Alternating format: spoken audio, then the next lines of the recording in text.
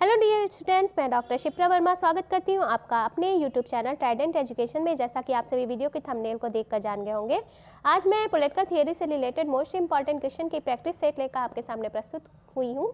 और मैंने इसमें पिछली वीडियो के क्वेश्चन को भी शामिल किया है, क्योंकि आप लोगों की शिकायत थी कि उस वीडियो की विजिबिलिटी क्लियर नहीं थी, तो मैंने उस क्वेश्चन को भी इस वीडियो में शामिल किया है। तो टोटल 50 क्वेश्चन इस क्विज में डिस्कस किए जाएंगे और उसका ये डिटेल भी मैं आपको दूंगी, सारे क्वेश्चन के डिटेल में मैं आपको दूंगी। तो शुरू से लेकर अंत तक वीडियो को जोर से देखिएगा। पसंद आ रहा है वीडियो तो इसे लाइक भी कर दीजिएगा, शेयर कर दीजिएगा फेसबुक ग्रुप में, व्हाट्सएप ग्रुप में और टेलीग्राम ग्रुप में इन वीडियोस को नीडफुल स्टूडेंट्स में, ताकि आपकी तरह ही अन्य नीडफुल स्टूडेंट्स तक वीडियो पहुँच सके। और आप लोग नोट पैड लेकर बैठिए और इस प्रैक्टिस सेट को आप लोग क्विज के फॉर्म में लीजिए। आप लोग देखिए कि आपके कितने क्वेश्चन के आंसर सही हो रहे हैं और कमेंट करके मुझे जोर से बताइएगा कि आपने कितने क्वेश्चन के सही आंसर दिए। तो पहला क्वेश्चन है आपके सामने, किसने कहा है कि जब मैं राजनीति विज्ञान शीर्षक से अच्छे प्रश्नों के समूह को देखता हूं तो मुझे प्रश्नों की अपेक्षा शीर्षक पर खेद होता है। आपके ऑप्शन है, option A David Stern, option B FW Maclean, option C Robert A Dahl, option D JR Seeley. इसमें पूछा जा रहा है कि ये किसका कथन है, तो इस क्वेश्चन का राइट आंसर है ऑप्शन बी FW मैटलैंड। ठीक है, इस क्वेश्चन का राइट आंसर क्या है? FW मैटलैंड है। चलिए देखते हैं दूसरा क्वेश्चन, किसने राजनीति विज्ञान की परिभाषा संभव की कला यानी आर्ट ऑफ पॉसिबल के रूप में की है? आपके option A Napoleon, option B Bismarck, option C Hitler, option D FW Wilson. आपको बताना है कि किसने राजनीति की परिभाषा संभव की कला के रूप में दी है। तो इस क्वेश्चन का राइट आंसर है ऑप्शन बी बिस्मार्क। देखिए, बिस्मार्क जो थे वो राजनीति की परिभाषा संभव की कला के रूप में इन्होंने दी थी। और बिस्मार्क क्या थे? जर्मन साम्राज्य के प्रथम चांसलर थे और तत्कालीन यूरोप के क्या थे? प्रभावी नेता थे। नेक्स्ट क्वेश्चन आपके सामने, राजनीतिक शास्त्र इतिहास और एवं राजनीति के बीच स्थित है एवं अतीत एवं वर्तमान के बीचों बीच यह कथन किसका है? आपका option A J Bryce, option B P जीने, option C Alexis de Tocqueville और ऑप्शन डी आइबर ब्राउन। तो इस क्वेश्चन का राइट आंसर क्या है? आप लोग बताइए मुझे। राजनीतिक शास्त्र इतिहास एवं राजनीति के बीच स्थित है, अतीत एवं वर्तमान के बीचों बीच यह कथन है। तो इस क्वेश्चन का राइट आंसर है ऑप्शन ए जे ब्राइस। देखिए, जे ब्राइस थे राजनीतिक शास्त्र इतिहास एवं राजनीति के बीच स्थित है एवं वर्तमान एवं अतीत के बीच यह कथन था जे ब्राइस का। ठीक है, चलिए देखते हैं नेक्स्ट क्वेश्चन। अर्थशास्त्र का संबंध वस्तुओं से है जबकि राजनीतिक शास्त्र का लोगों से, एक का लेना कीमतों से है तो दूसरों का मूल्यों से। यह कथन किसका है? आपके ऑप्शन ए हेलोबेल, option B I Brown, option C RN Gilchrist, option D उनमें से कोई नहीं। देखिए, इस वीडियो का PDF मैं अपने टेलीग्राम चैनल पर शेयर कर दूंगी, तो आप लोग मेरे टेलीग्राम चैनल को ज्वाइन कर लीजिएगा। इस वीडियो के डिस्क्रिप्शन में मैं टेलीग्राम चैनल का लिंक भी प्रोवाइड कर दूंगी और इससे पहले मैंने जितने भी वीडियो बनाए हैं उनका प्लेलिस्ट का लिंक भी मैं इस वीडियो के डिस्क्रिप्शन में प्रोवाइड कर दूंगी, तो आप लोग प्लेलिस्ट पे जाके ईजिली पिछले सभी वीडियो को देख सकते हैं। चलिए बताइए इस क्वेश्चन का राइट आंसर क्या होगा? तो इस क्वेश्चन का राइट आंसर होगा क्वेश्चन नंबर 4 का राइट आंसर है ऑप्शन सी RN गिलक्राइस्ट। देखिए, अर्थशास्त्र का संबंध वस्तुओं से है जबकि राजनीतिक शास्त्र का लोगों से, एक का संबंध कीमतों से और दूसरों का संबंध मूल्यों से। यह कथन था RN गिलक्राइस्ट का। नेक्स्ट क्वेश्चन है, किसने कहा कि राजनीति विज्ञान राज्य के साथ प्रारंभ और अंत होता है? राजनीति विज्ञान का राज्य के साथ प्रारंभ भी होता है और अंत भी होता है। आई थिंक इस क्वेश्चन का आंसर सभी लोग जानते होंगे। इस क्वेश्चन का राइट आंसर क्या है? इस क्वेश्चन का right answer option A Garner.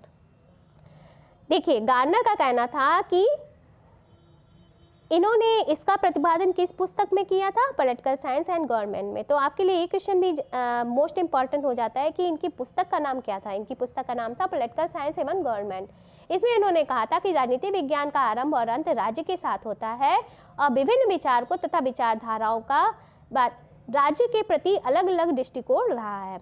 देखिए, गार्नर का कहना था कि राजनीति शास्त्र का राज्य के साथ प्रारंभ होता है, उसके साथ ही अंत होता है, लेकिन जो विभिन्न विद्वान थे जैसे कि यूनानी चिंतक थे जिनमें कि प्लेटो और अरस्तु शामिल हैं, इन्होंने क्या कहा था? इन्होंने राज्य शब्द का प्रयोग संपूर्ण समाज के संदर्भ में किया था तथा राज्य को प्राकृतिक समुदाय तथा सद्गुणी जीवन की प्राप्ति का साधन माना था। तो इस तरह से आप लोग देखेंगे कि विभिन्न जो राजनीतिक विचारक हैं उनके राज्य के संबंध में अलग अलग दृष्टिकोण है। कुछ लोग कहते हैं कि राजनीति विज्ञान का राज्य के साथ प्रारंभ होता है, अंत भी होता है। तो वहीं अरस्तु और प्लेटो ने कहा था कि राज्य जो है राज्य का अध्ययन किया था, समाज के संदर्भ में किया था और राज्य को इसलिए आवश्यक माना था क्योंकि एक प्राकृतिक समुदाय है और सद्गुणी जीवन जीने के लिए अत्यंत आवश्यक है। नेक्स्ट क्वेश्चन आपके सामने, क्वेश्चन नंबर 6। राजनीति विज्ञान सामाजिक विज्ञान का वह अंग है जो राज्य के आधारभूत तत्वों तथा शासन के सिद्धांतों का विवेचन करता है। यह परिभाषा किसकी है? आपके option A Garner, option B Laski, option C Gilchrist, option D Paul Jenner. आपसे पूछा जा रहा है कि राजनीति विज्ञान सामाजिक विज्ञान का वह अंग है जो राज्य के आधारभूत तत्वों तथा शासन के सिद्धांतों का विवेचन करता है। यह परिभाषा किसकी है? तो ये परिभाषा है ऑप्शन डी पॉल जेनेट की। देखिए, पॉल जेनेट क्या थे? नीति शास्त्र के प्रोफेसर थे। उनका जन्म फ्रांस में हुआ था और राजनीतिक विचारों के क्षेत्र में ये राजनीतिक विचारों, चूँकि ये नीति शास्त्र के प्रोफेसर थे, लेकिन जब ये राजनीतिक विचारों के क्षेत्र में जाते थे, उसका अध्ययन करते थे, तो ये इमैनुअल कांट से प्रभावित हो जाते थे। इनकी जो प्रमुख पुस्तकें हैं वो है ला फीमेल, हिस्टोरी डी ला साइंस, पॉलिटिक्स, फिलॉसफी डे ला रिवॉल्यूशन और फ्रैंकाइज। नेक्स्ट क्वेश्चन है आपके सामने, राजनीतिक सिद्धांत के पतन के लिए कौन कौन से कारक उत्तरदायी हैं? आपके सामने कारक दिया गया है इतिहासवाद, प्रत्यक्षवाद, नैतिक सापेक्षवाद और अति तथ्यवाद। और कूट से आपको आंसर चूज करना है। तो पहला कूट है ऑप्शन ए, केवल पहला और दूसरा, ऑप्शन बी दूसरा और तीसरा, ऑप्शन सी पहला तीसरा और चौथा, ऑप्शन डी पहला दूसरा तीसरा और चौथा। आपको बताना है कि राजनीतिक सिद्धांत के पतन के लिए इनमें से कौन से कारक उत्तरदायी हैं। तो आपका राइट आंसर है ऑप्शन डी, यानी पहला दूसरा तीसरा चौथा, ये चारों कारक जो हैं राजनीतिक सिद्धांत के पतन के लिए उत्तरदायी, यानी इतिहासवाद, प्रत्यक्षवाद, नैतिक सापेक्षवाद और अति तथ्यवाद, तथ्यात्मकतावाद, ये सभी कारक जो हैं वो राजनीतिक शास्त्र के पतन के लिए, राजनीतिक सिद्धांत के पतन के लिए उत्तरदायी हैं। और इसका प्रतिपादन किसने किया था? डेविड डिस्टन ने किया था। नेक्स्ट क्वेश्चन है आपके सामने, क्वेश्चन नंबर 8। राज्य स्वतंत्रता के बाद जिलाधिकारी की भूमिका में मुख्य रूप से निम्नलिखित के कारण बहुत अधिक परिवर्तन हुआ। आपके ऑप्शन है ऑप्शन ए राजनीतिक जागरण, ऑप्शन बी जनसंचार की भूमिका, ऑप्शन सी जनतांत्रिक विकेंद्रीकरण, ऑप्शन डी आवधिक चुनाव। चलिए बताइए, स्वतंत्रता के बाद जिलाधिकारी की भूमिका में मुख्य रूप से कौन से कारण जो थे उत्तरदायी थे जिसके कारण इनकी भूमिका में बदलाव हुआ? तो इस क्वेश्चन का राइट आंसर है ऑप्शन सी जनतांत्रिक विकेंद्रीकरण। देखिए, स्वतंत्रता के बाद जिलाधिकारी की भूमिका में मुख्य रूप से जनतांत्रिक विकेंद्रीकरण के कारण बहुत अधिक परिवर्तन हुआ। क्यों हुआ था परिवर्तन ये जनतांत्रिक विकेंद्रीकरण के कारण? क्योंकि पंचायती राज व्यवस्था में जनतांत्रिक विकेंद्रीकरण के आधार पर ही पंचायती राज व्यवस्था की स्थापना की गई है और इसने भी जिलाधिकारी की भूमिका को अप्रत्याशित रूप से बढ़ा दिया है। तो इस क्वेश्चन का राइट आंसर हो जाएगा ऑप्शन सी। चलिए देखते हैं नेक्स्ट क्वेश्चन। राजनीति विज्ञान का संबंध राज्य तथा उसके साधन सरकार से। अब देखिए, पूछा जा रहा है, एक क्वेश्चन था कि राजनीति विज्ञान का राज्य के साथ प्रारंभ भी होता है, अंत भी इसी के साथ होता है। अब यहाँ पूछा जा रहा है कि राजनीति विज्ञान का संबंध राज्य तथा उसके साधन सरकार से है। यह कथन किसका है? आपके option A Gilchrist, option A Garner, option B Dimock, option C Gilchrist, option D Seeley. तो इस क्वेश्चन का राइट आंसर हो जाएगा ऑप्शन डी सीले। देखिए, अमेरिकी राजनीति विचारक मार्शल एडवर्ड डिमॉक, सॉरी इस क्वेश्चन का राइट आंसर होगा ऑप्शन बी डिमॉक। देखिए, जो डिमॉक थे वो अमेरिकी राजनीतिक विचारक थे। इनका पूरा नाम था मार्शल एडवर्ड डिमॉक।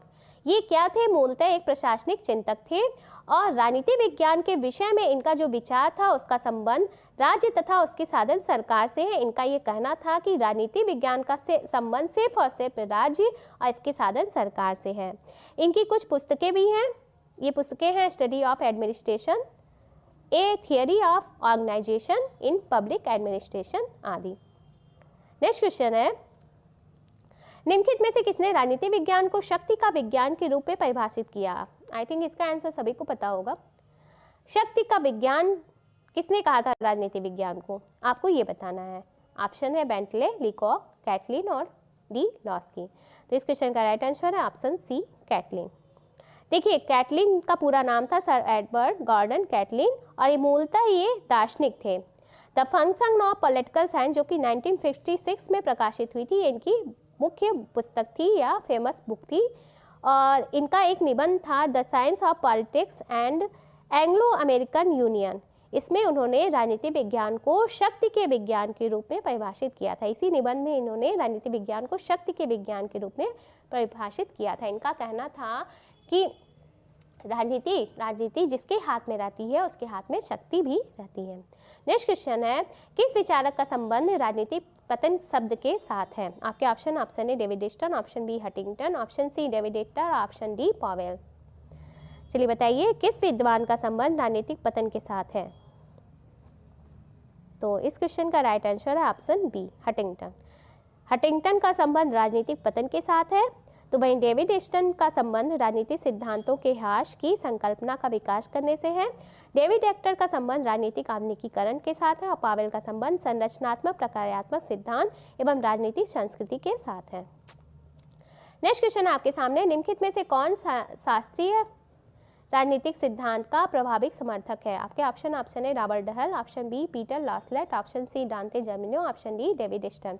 आपको बताना है कि इनमें से कौन शास्त्रीय राजनीतिक सिद्धांत का प्रभावी समर्थक है।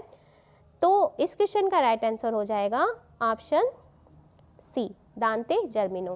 दांते जर्मिनो ये शास्त्रीय राजनीतिक सिद्धांत के प्रभावी समर्थक थे, जबकि रॉबर्ट डहल, पीटर लॉसलेट और डेविड ईस्टन व कोवा जो थे वो राजनीतिक पतन की संकल्पना का विकास करते हैं। नेक्स्ट क्वेश्चन है आपके सामने, डिक्लाइन ऑफ पॉलिटिकल थियरी के लेखक कौन है? आपके ऑप्शन है option A David Hector, option B Easton, option C Leo Strauss, option D Kova. आपको बताना डिक्लाइन ऑफ पॉलिटिकल थियरी के लेखक कौन है? तो इस क्वेश्चन का राइट आंसर है option D cava. Decline of political theory जो कि 1953 में अल्फ्रेड कोवा की एक प्रमुख पुस्तक है जो कि प्रकाशित हुई थी, पब्लिश हुई थी 1953 में। इसमें राजनीतिक सिद्धांत के पतन की चर्चा की गई है। नेक्स्ट क्वेश्चन आपके सामने, ग्रामर ऑफ पॉलिटिक्स के लेखक कौन है? Option A Lord Bryce, option B Herman Finer, option C Austin, option D Harold Laski. तो इस क्वेश्चन का राइट आंसर हो जाएगा ऑप्शन डी हेराल्ड लास्की। देखिए हेराल्ड लास्की 20वीं शताब्दी के एक अत्यंत महत्वपूर्ण राजनीतिक चिंतक थे और ये मूलतः बहुलवाद के समर्थक थे। अक्सर ये क्वेश्चन पूछा जाता है कि एकलवादी सिद्धांतकार कौन है, बहुलवादी सिद्धांतकार कौन है। तो आप लोग जान लीजिए कि हेराल्ड लास्की का संबंध बहुलवाद के साथ था और ये राज्य की एकलवादी संप्रभुता के सिद्धांत के कठोर आलोचक थे। इन्होंने अपना लेखन कार्य एक बहुलवादी के रूप में प्रारंभ किया और अंत में एक जनतांत्रिक समाजवादी के रूप में समाप्त किया। इनके चिंतन तथा लेखन का केंद्र में सदैव मानव की स्वतंत्रता तथा गरिमा रही है। नेक्स्ट क्वेश्चन आपके सामने, मानवीय संबंधों के उस किसी भी अस्थायी रूप को राजनीति व्यवस्था कहेंगे जिसमें महत्वपूर्ण अंगों में शक्ति, शासन तथा सत्ता अंतर्ग्रस्त हो। यह परिभाषा किसने दी है? Option A Garner, option B Seeley, option C Robert Dahl, option D Gettell. आपको बताना है मानवीय संबंधों किसी भी अस्थायी रूप को राजनीति व्यवस्था कहेंगे जिसमें महत्वपूर्ण अंगों में शक्ति, शासन तथा सत्ता अंतर्ग्रस्त हो। यह परिभाषा कौन से विद्वान ने दी है? तो इस क्वेश्चन का राइट आंसर हो जाएगा option C Robert Dahl. Robert Dahl क्या थे? एक दार्शनिक, एक राजनीतिक सिद्धांतकार थे और राजनीति के प्रोफेसर थे। इन्होंने लोकतंत्र के बहुलवादी सिद्धांत का प्रतिपादन किया था और इनकी प्रमुख रचनाएं थी हू गवर्न्स जो कि 1961 में पब्लिश हुई थी और ऑन डेमोक्रेसी जो कि 1998 में पब्लिश हुई थी, डेमोक्रेसी एंड इट्स क्रिटिक्स जो कि 1989 में प्रकाशित हुई थी। नेक्स्ट क्वेश्चन आपके सामने, यूनेस्को ने राजनीति विज्ञान का क्षेत्र कब निर्धारित किया था? आपके ऑप्शन है option A 1948, option B 1949, option C 1950 और ऑप्शन डी 1951। तो इस क्वेश्चन का राइट आंसर है ऑप्शन ए 1948। जो परंपरागत राजनीति विज्ञान का क्षेत्र निर्धारण करने हेतु संयुक्त राष्ट्र की यूनेस्को द्वारा सितंबर 1948 में विश्व के प्रमुख राजनीतिक शास्त्रों के सम्मेलन का आयोजन किया गया था। किसके लिए? परंपरागत राजनीति विज्ञान के क्षेत्र का निर्धारण करने के लिए। तो इसमें परंपरागत राजनीति विज्ञान के क्षेत्र के अंतर्गत निम्न विषयों को शामिल किया गया है। विषय कौन कौन से थे? राजनीति के सिद्धांत, राजनीतिक संस्थाएं, राजनीतिक दल, समूह एवं लोकमत और अंतर्राष्ट्रीय संबंध। नेक्स्ट क्वेश्चन है आपके सामने, राजनीतिक शास्त्र के पिता माने जाते हैं। आपके ऑप्शन ए सुकरात, ऑप्शन बी अरस्तु, option C Chanakya, option D Karl Marx. आपको बताना है कि राजनीतिक शास्त्र के पिता किसे कहा जाता है। तो इस क्वेश्चन का राइट आंसर है ऑप्शन बी अरस्तु। मैंने पहले भी आपको बताया कि इन्हें राजनीति शास्त्र का पिता क्यों कहा जाता था। देखिए, जो अरस्तु थे उन्होंने राजनीति शास्त्र को नीति शास्त्र से पृथक करके इसे एक स्वतंत्र विषय का रूप प्रदान किया, और अरस्तु के इस महान कार्य से पूर्व राजनीति का अध्ययन जो था वो नीति शास्त्र के अंतर्गत ही किया जाता था। इसलिए अरस्तु को राजनीति विज्ञान का जनक कहा जाता है, क्योंकि इन्होंने इसे नीति शास्त्र से अलग किया, एक स्वतंत्र विज्ञान के रूप में इसका अध्ययन करना प्रारंभ किया और राजनीति शास्त्र को सर्वोच्च विज्ञान की उपाधि प्रदान की। नेक्स्ट क्वेश्चन आपके सामने, राजनीति विज्ञान के अंतर्गत राज्य तथा सरकार का अध्ययन किया जाता है। राजनीति विज्ञान की परिभाषा किसकी है? Option A Leacock, option B Gilchrist, option C Garner, option D Laski. आपको बताना राजनीति शास्त्र का प्रारंभ और अंत राज्य के साथ होता है, एक परिभाषा किसकी है? तो ये परिभाषा है ऑप्शन ए गार्नर की। ये क्वेश्चन पहले ही मैं डिस्कस कर चुकी हूँ, वो दूसरी तरह से पूछा गया था, इसमें दूसरी तरह से पूछा गया है वही क्वेश्चन, ठीक है। नेक्स्ट क्वेश्चन है, राजनीति शास्त्र का प्रारंभ और अंत राज्य के साथ होता है। देखिए वही क्वेश्चन फिर से पूछ दिया, रिपीटेड क्वेश्चन है, तो इस क्वेश्चन का राइट आंसर है ऑप्शन सी गार्नर।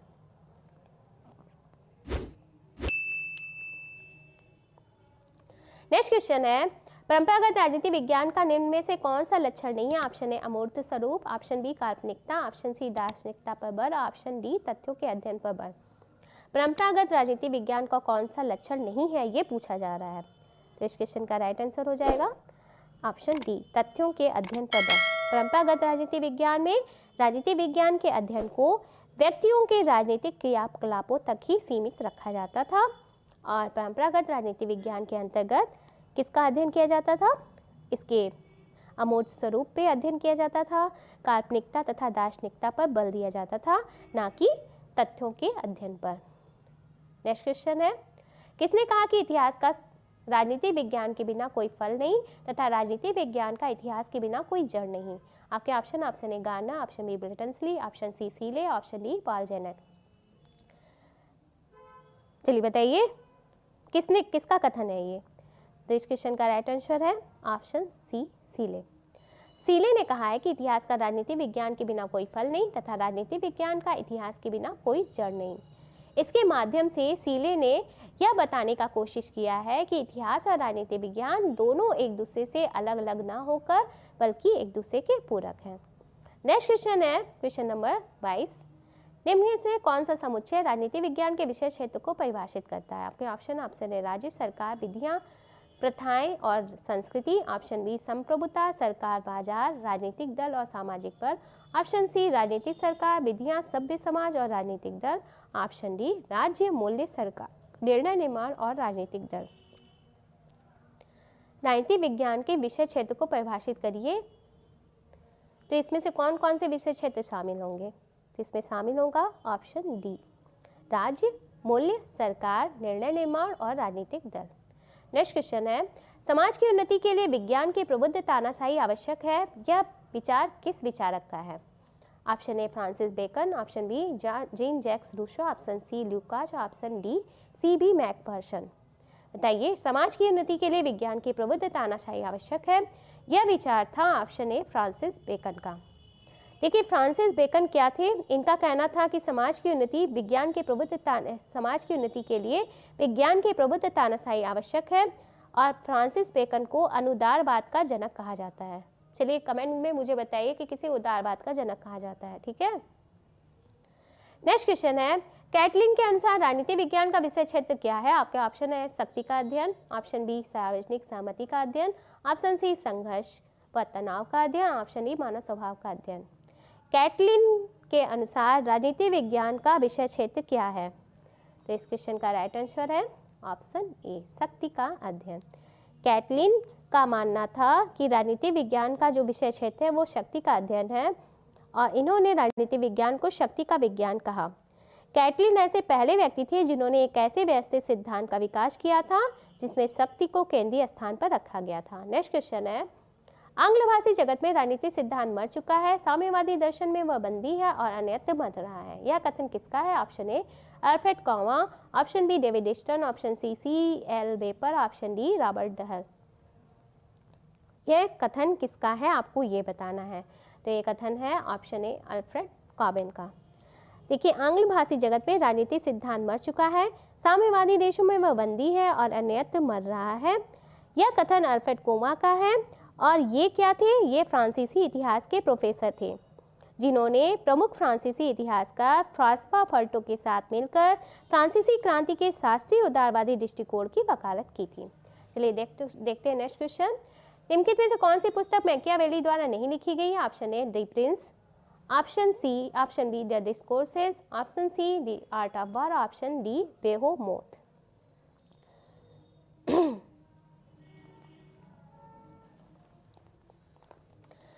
देखिए, इस क्वेश्चन का राइट आंसर है ऑप्शन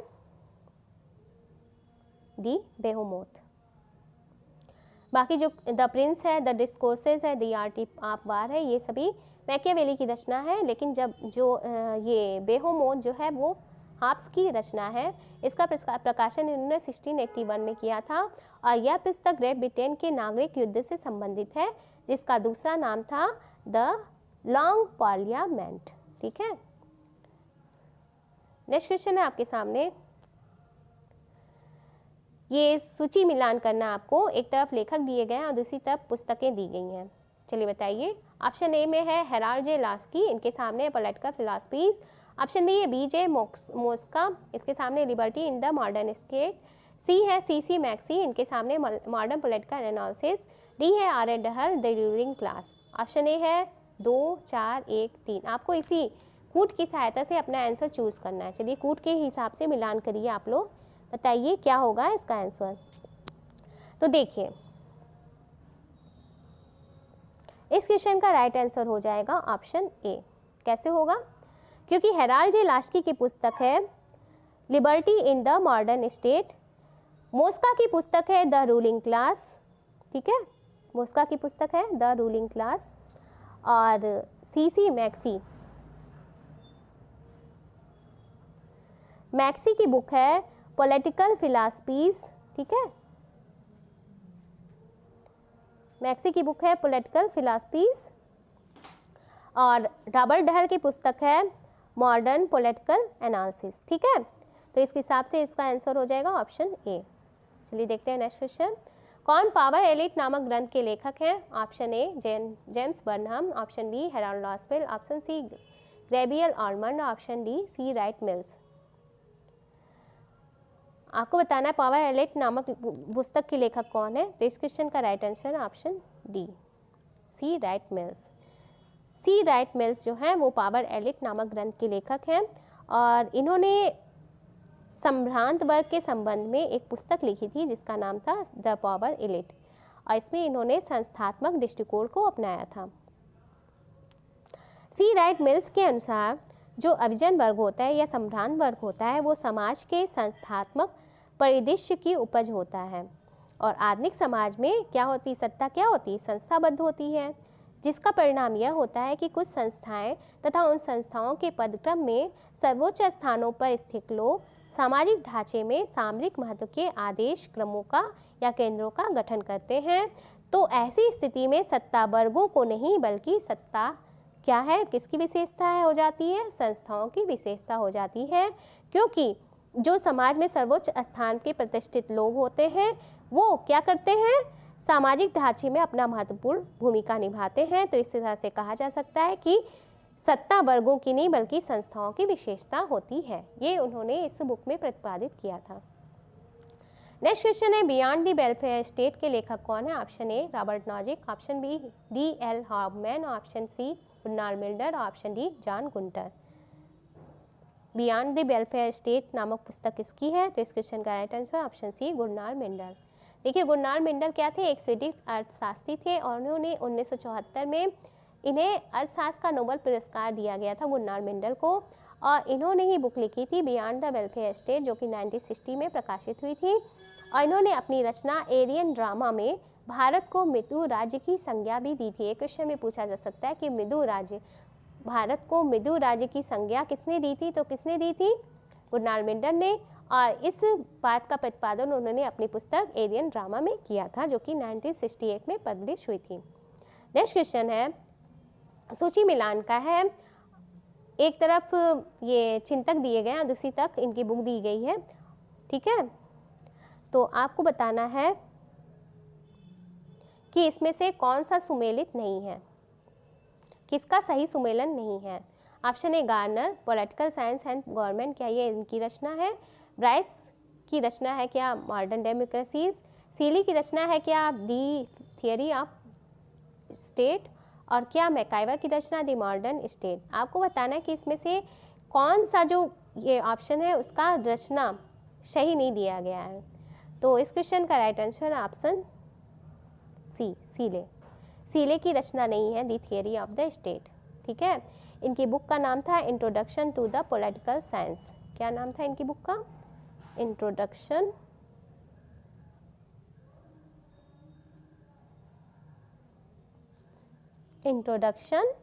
इनकी बुक का नाम था इंट्रोडक्शन टू पॉलिटिकल साइंस, ठीक है। यहाँ पे लिख नहीं पा रही हूँ मैं, तो इनकी बुक का नाम था introduction to the political science. बाकी जो गार्नर की बुक है political science and government, Bryce की बुक है मॉडर्न डेमोक्रेसी, और मैकावे की बुक है the modern state. Next question है द मॉडर्न स्टेट के लेखक कौन है। देखिए वही क्वेश्चन पूछ दिया है। तो द मॉडर्न स्टेट के लेखक कौन है? मैकाइवर, ठीक है, ऑप्शन ए। और इनकी अन्य पुस्तकों को आप लोग जान लीजिए। इनकी अन्य पुस्तकें हैं the web of government, society in introductory analysis. Next question है open society and its enemies नामक शीर्षक से लिखी पुस्तक किसकी है। Option A Karl Popper, option B Leo Strauss, option C Hannah Arendt, option D Nozick. Open societies and its enemies नामक पुस्तक के लेखक हैं ऑप्शन ए कार्ल पॉपर, ठीक है। कार्ल पॉपर इतिहासवाद को छद्म विज्ञान की श्रेणी में रखते हैं और इन्होंने 2 पुस्तकें लिखी थी, the open society and its enemies, और एक और मुक्त समाज एवं उसके दुश्मन, इसका हिंदी में अर्थ है, जो कि 1945 में प्रकाशित हुई थी। और इनकी एक और पुस्तक थी द पॉवर्टी ऑफ हिस्टोरिसिज्म, ठीक है। इसमें इतिहासवाद की सारहीनता का वर्णन इन्होंने किया था और इतिहासवाद पर प्रबल प्रहार भी किया था। तो आप लोग चाहें तो इन्हें नोट डाउन कर सकते हैं। नेक्स्ट क्वेश्चन है सूची मिलान का क्वेश्चन है। एक तरफ विचारक दिए गए हैं और दूसरी तरफ उनकी बुक दी गई है और आपको इस कूट की सहायता से अपना आंसर बताना है। तो एन.पी. बेरी के सामने है an introduction to modern political theory, D D. Raphael के सामने है problems of political philosophy, Hawkins के सामने law and its right, option D है एंड वाइल्ड, इनके सामने है the ethical basis of state. और कूट की सहायता से आपको अपना आंसर चूज करना है। चलिए कूट की सहायता से अपना आंसर चूज करिए। तो इस क्वेश्चन का राइट आंसर हो जाएगा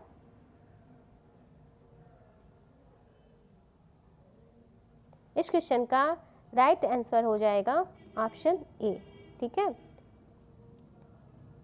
यानी एन.पी. बेरी की बुक है an introduction of the two political modern political theory, D D. Raphael के बुक है problems of political philosophy, Hawkins की बुक है लॉ एंड इट्स राइट्स, और एन वाइल्ड की बुक है the ethical basis of state. तो इस तरह से इसका राइट आंसर हो जाएगा ऑप्शन ए। देखिए यहाँ पे है, आप लोग चाहें तो नोट डाउन कर सकते हैं, ठीक है। नेक्स्ट क्वेश्चन है सूची मिलान का। इसमें भी आपको सूची मिलान करना है और कूट दिया गया है, कूट की सहायता से आपको आंसर बताना है। वॉल्टर के सामने है पॉलिटिक्स, आइबर की बुक है फेडरलिज्म एंड कॉन्स्टिट्यूशनल चेंज, आइबर के सामने लिखा गया है। सी के सामने है केसीबिया, इनके सामने है दी इंग्लिश कॉन्स्टिट्यूशन, और DWS के सामने लिखा गया है constitutional structure of the Commonwealth living stone. आप लोग टाइम ले लीजिए, कूट की सहायता से अपना मिलान करिए। मैं आपको बताऊंगी फिर कि इसका राइट आंसर क्या होगा।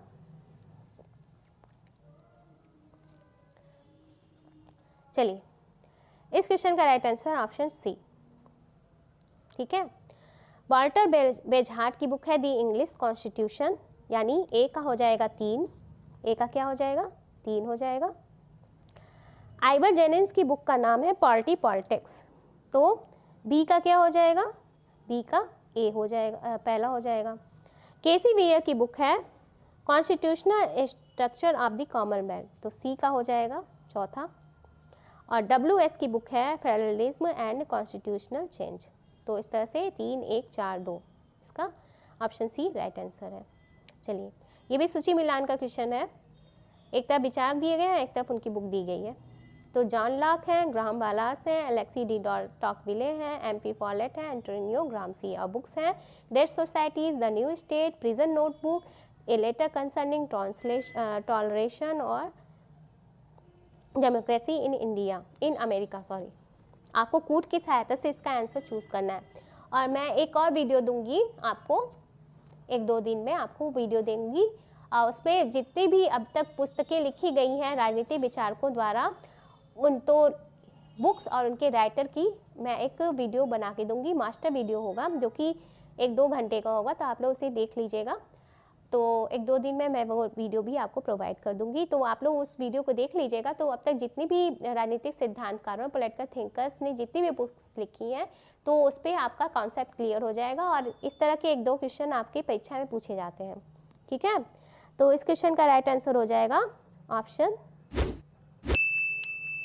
सी, यानी जॉन लॉक की बुक है a letter concerning toleration, Graham Wallas की बुक है great societies, Alex de Tocqueville की बुक है democracy in India America, MP Follett की बुक है the new state, Antonio Gramsci की बुक है प्रिजन नोटबुक। तो इस तरह से इस क्वेश्चन का right answer option C. A का 4, B का 1, C का 5, D का 2 और E का 3। नेक्स्ट क्वेश्चन है आपके सामने, ये भी सूची मिलान का है। इसमें भी बुक्स दिए गए हैं और उनके राइटर दिए गए हैं। एक तरफ है Jeremy Bentham, James Burnham, Peter Kropotkin, John Stuart Mill. एक तरफ है managerial revolution, fragments on government, consideration of representative government, field factories and workshop. चलिए बताइए, आप लोग को टाइम दे रही हूँ मैं, आप लोग बताइए इसका राइट आंसर क्या होगा। तो इस क्वेश्चन का राइट आंसर हो जाएगा ऑप्शन सी, यानी जेरेमी बेंथम का रिलेशन को किससे रिलेट करेंगे, फ्रेगमेंट्स ऑफ गवर्नमेंट से। सॉरी, देखिए इस क्वेश्चन का राइट आंसर हो जाएगा ऑप्शन सी, यानी जेरेमी बेंथम का संबंध है, जेरेमी बेंथम का संबंध है फ्रैगमेंट्स ऑन गवर्नमेंट से, ठीक है। जेम्स बर्नहम का संबंध हो जाएगा मैनेजरियल रेवोल्यूशन से, पीटर प्रोटोक्टिन का संबंध हो जाएगा फील्ड फैक्ट्रीज एंड वर्कशॉप से, और जॉन स्टुअर्ट मिल का संबंध है consideration of representative government. Next question है, किसने politics in India since independence नामक पुस्तक लिखी। तो इस क्वेश्चन का राइट आंसर है ऑप्शन ए, पॉल ब्रॉस। नेक्स्ट क्वेश्चन है सूची मिलान का है, आपको बताना है, सूची मिलान करना है। देखिए वही है, एक तरफ बुक्स हैं और एक तरफ राइटर्स हैं। तो आप लोग कूट के हिसाब से देख लीजिए, कूट मिलान कर लीजिए।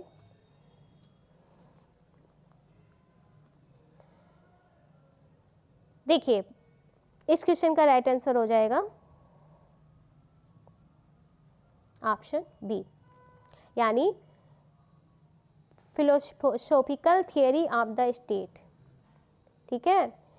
इसके लेखक हैं बोसांके। फिर the metaphysical theory of the state, इसके लेखक हैं Hobbes. The man versus the state, इसके लेखक हैं स्पेंसर। और churches in the modern state, इसके लेखक हैं फिगिस।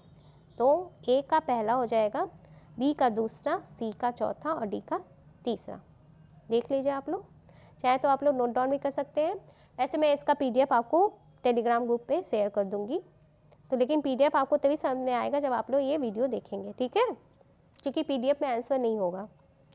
वीडियो देखिएगा तभी आपको कॉन्सेप्ट क्लियर होगा, और PDF में आंसर नहीं होगा। PDF मैं इसका शेयर कर दूंगी।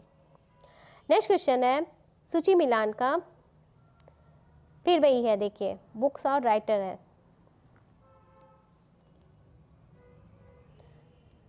Robert Nozick, D.L. हॉफमैन, टिटमस और अलेक्जेंडर दी एंटीज। और इनके सामने essays on welfare state, the welfare state, anarchy state and utopia और the notion of the state. चलिए कूट के हिसाब से आप लोग कूट के हिसाब से कूट मिलान करिए। चलिए टाइम दे रही हूँ मैं आपको।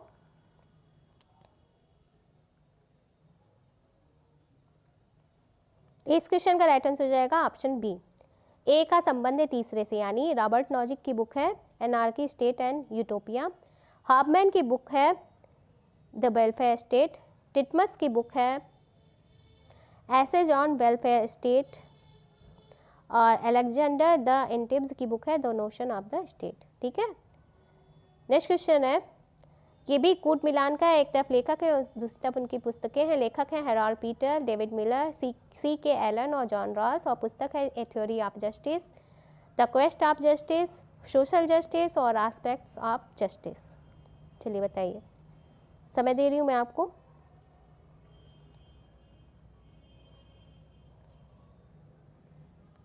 तो इस क्वेश्चन का राइट आंसर हो जाएगा ऑप्शन सी। ठीक है, यानी हेराल्ड पीटर की बुक कौन सी है? The quest of justice. David Miller की बुक कौन सी है? Social justice. सी के एलन की बुक कौन सी है? Aspects of justice. और जॉन रॉस की पुस्तक है ए theory of justice. Next question है, निम्नलिखित में से किस पुस्तक में कल्याणकारी राज्य यानी वेलफेयर स्टेट शब्द का पहली बार प्रयोग किया गया था? Option A citizen and churchman, citizen B option B है सिटीजन एवं चर्चमैन, ऑप्शन सी है सिटीजन एंड चर्चमैन और ऑप्शन डी है सिटीजन नॉट चर्चमैन। तो इस क्वेश्चन का राइट आंसर है option C, citizen and churchman. देखिए आर्क बिशप टेम्पल की बुक थी सिटीजन एंड चर्चमैन, तो ये आप लोग नोट डाउन कर लीजिए कि सिटीजन एंड चर्चमैन बुक किसकी थी? आर्क बिशप टेम्पल की थी, और इसमें इन्होंने वेलफेयर स्टेट यानी कल्याणकारी राज्य शब्द का सबसे पहले प्रयोग किया था। कल्याणकारी राज्य की अवधारणा को पहली बार स्पष्टता किसने दिया था, ये भी पूछा जाता है कि कल्याणकारी राज्य की अवधारणा का पहली बार स्पष्ट रूप से प्रतिपादन किसने किया था? तो लॉर्ड विलियम बेवरेज की रिपोर्ट जो कि 1943 में मिली थी। इसमें 5 बड़ी बुराइयों यानी बीमारी, बेरोजगारी, अज्ञानता, भूखमरी तथा आश्रय भाव के उन्मूलन में राज्य की सकारात्मक भूमिका की कल्पना या कामना की गई थी, और लॉर्ड एटली की श्रम सरकार ने बेवरेज रिपोर्ट की सिफारिशों को लागू किया था। इसलिए ब्रिटेन को कल्याणकारी राज्य का घर होने का श्रेय मिलता है।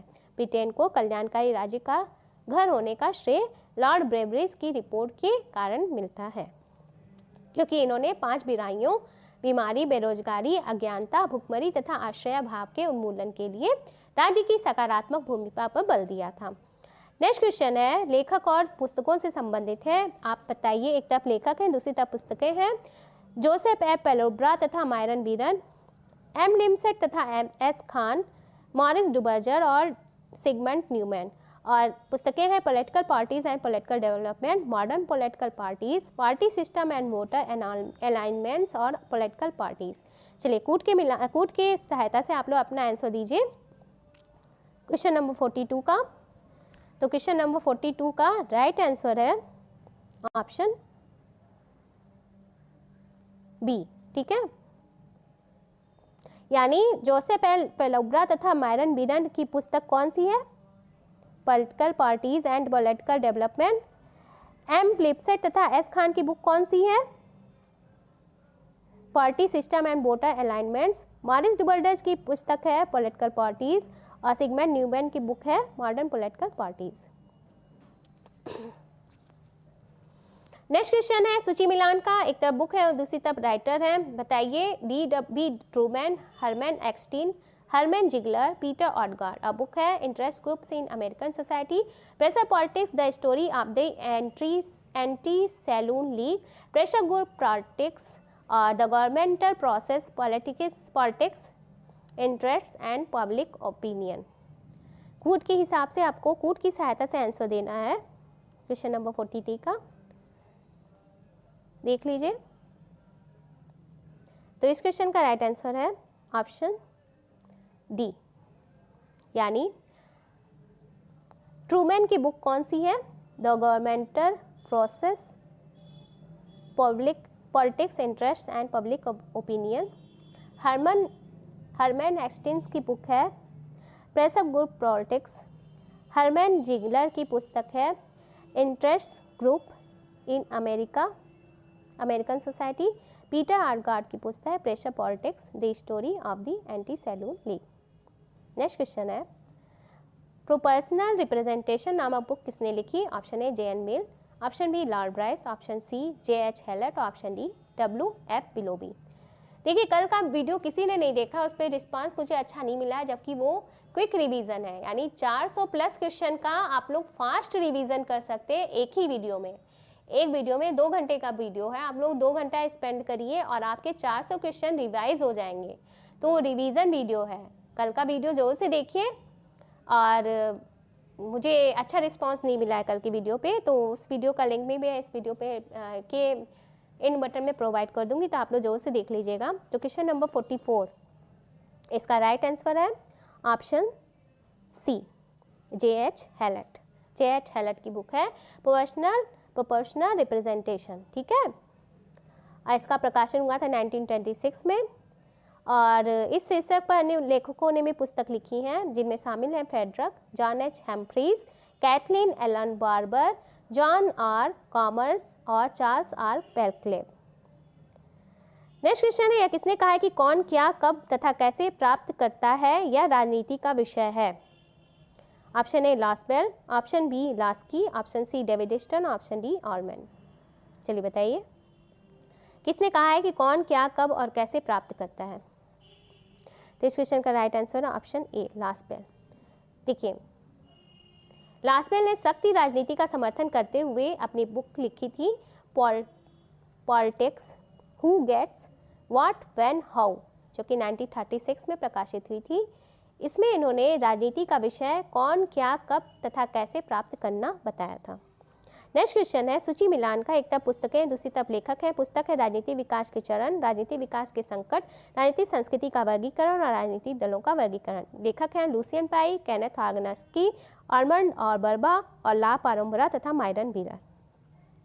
चलिए बताइए कूट की सहायता से आपको आंसर देना है 46 का। तो इस क्वेश्चन का राइट आंसर हो जाएगा ऑप्शन ए, यानी राजनीति विकास के चरण केनेथ आग्नेस्की की बुक है, राजनीति विकास के संकट लुसियन पाई की बुक है, राजनीतिक संस्कृति का वर्गीकरण ये आर्मंड और बर्बा की पुस्तक है, राजनीतिक दलों का वर्गीकरण ये ला पारोम्बरा तथा माइरन बीरर की पुस्तक है। देखिए आपको अगर थियरी पे वीडियो चाहिए तो आप लोग वो टॉपिक कमेंट कर दिया करिए, जिस थियरी पे आपको वीडियो चाहिए वो कमेंट सेक्शन में टॉपिक को आप लोग कमेंट कर दिया करिए, तो आपको उस थियरी पर उस टॉपिक पर थियरी लेक्चर मिल जाएगा, ठीक है, लेक्चर वीडियो मिल जाएगा। तो आप लोग टॉपिक को कमेंट कर दिया करिए, तो मैं उस टॉपिक पे आपको थियरी लेक्चर वीडियो बना कर दे दूँगी, ठीक है, थियरी का लेक्चर वीडियो बना कर दे दूँगी। राजनीति मानव समुदाय द्वारा अपनी समस्याओं से निपटने की प्रक्रिया है किसने कहा? ऑप्शन ए अरस्तु, option B Gettell, option C Harold Lasswell, option D Herbert J Spiro. चलिए बताइए राजनीति मानव समुदाय द्वारा अपनी समस्याओं से निपटने की प्रक्रिया है, यह कथन किसका है? तो यह कथन है ऑप्शन सी हेराल्ड लॉसबेल का। हेराल्ड लॉसबेल ने कहा था कि राजनीति मानव समुदाय द्वारा अपनी समस्याओं से निपटने की प्रक्रिया है, और लॉसबेल मोस्का शुम्पीटर सी राइट मिल्स अभिजन सिद्धांत के समर्थक हैं। अभिजन क्या होता है? अभिजन किसी समुदाय के लघु अल्पसंख्यक होते हैं जो महत्वपूर्ण राजनीतिक पदों को धारण करते हैं। नेक्स्ट क्वेश्चन है, फिर देखिए वही आ गया सूची मिलान का, बुक है और राइटर है पावर, इंटरनल कॉन्शियसनेस, मूल्यों का बाध्यकारी विवरण और प्रिजन डायरी, और लेखक हैं ग्रीन, ईस्टर्न, मैकियावेली और ग्रामसी। चलिए बताइए इसका राइट आंसर क्या होगा? तो इस क्वेश्चन का राइट आंसर हो जाएगा ऑप्शन ए, यानी पावर किसकी बुक है? मैकियावेली की। इंटरनल कॉन्शियसनेस बुक है ग्रीन की। मूल्यों का बाध्यकारी विवरण बुक है ईस्टर्न का। प्रिजन डायरी के लेखक है ग्रामसी। नेक्स्ट क्वेश्चन है राजनीति विज्ञान की एक उपशाखा के रूप में तुलनात्मक राजनीतिक विकास में निम्नलिखित में से किसने योगदान दिया? ऑप्शन है Arthur Bentley, option B Graham Wallas, option C Harold Laski, option D R.T. Mackenzie. तो इस क्वेश्चन का राइट आंसर हो जाएगा ऑप्शन सी हेराल्ड लॉसकी, ठीक है। हेराल्ड लास्की ने राजनीति विज्ञान की एक उपशाखा के रूप में तुलनात्मक राजनीति के विकास में योगदान दिया था और तुलनात्मक राजनीति के परंपरागत उपागम यानी राजनीतिक व्यवस्थाओं और प्रक्रियाओं की वास्तविकताओं को समझने में तथा वर्तमान उपागमों के प्रतिपादन में सहायक नहीं हुए, ऐसा इनका मानना था। लास्ट क्वेश्चन है इस प्रैक्टिस सेट का, क्वेश्चन नंबर 50। डेविड ईस्टन के अनुसार निम्नलिखित में से कौन सी राजनीति व्यवस्था में नियामक कार्यविधियाँ होती हैं? ऑप्शन ए सामाजिक सांस्कृतिक मानदंड, ऑप्शन बी संप्रेषण मार्ग, ऑप्शन सी निस्सारक क्षमताएं, ऑप्शन डी वितरणात्मक क्षमताएं। चलिए बताइए, डेविड ईस्टन के अनुसार कौन सी राजनीति व्यवस्था में नियामक कार्यविधियाँ होती हैं? तो इस क्वेश्चन का राइट आंसर है ऑप्शन ए।